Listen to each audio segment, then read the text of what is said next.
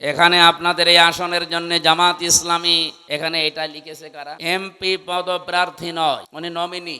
এরা কেউ পদ চেয়ে নেয়নি বা ওই পদে কেউ দাঁড়ায়নি। আমার যেদিন নাম ঘোষণা দেয়, আল্লাহর কসম আমি 5 মিনিট আগেও জানি না যে আমার নাম ঘোষণা দেবে।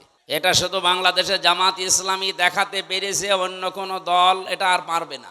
অন্য দলে এই পদ পাওয়ার জন্য দেখবেন মারামারি করে মরে যাবে। কেন? আপনার এত কি দরকার? আপনিও রাজনীতি করছেন, আমিও রাজনীতি করছি। আমার আদর্শ কোথায় আর আপনারটা কোথায়?